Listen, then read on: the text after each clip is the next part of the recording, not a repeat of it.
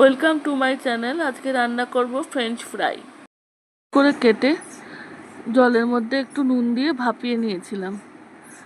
তারপরে জলটা ছেঁকে থালার মধ্যে ছড়িয়ে কিছুক্ষণ ফ্যানের হাওয়ায় শুকিয়ে নিতে হবে।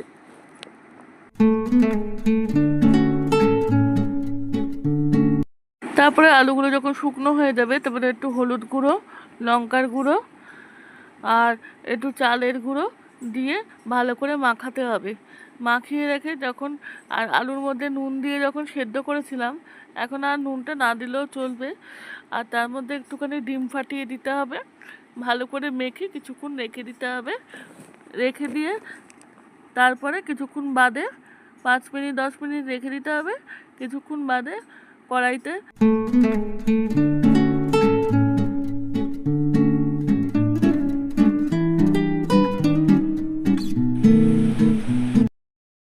কড়াইতে সর্ষের তেল দিতে হবে। তারপরে সেই আলু ভাজাগুলো তেলটা যখন গরম হয়ে যাবে, একটা একটা করে গরম তেলে ভাজতে হবে। ভালো করে ছাকা তেলে লাল লাল করে এপিট ওপিট করে লো করে ভাজতে হবে। লাল হয়ে যাবে, এপিট ওপিট করে ভাজা লাল লাল হয়ে যাবে, তখন আলু ফ্রেঞ্চ ফ্রাইগুলো তুলে রাখতে হবে বাটির মধ্যে। তারপরে বাটির মধ্যে রেখে গোলমরিচ গুঁড়ো দিয়ে বিট নুন ছড়িয়ে পরিবেশন করতে হবে।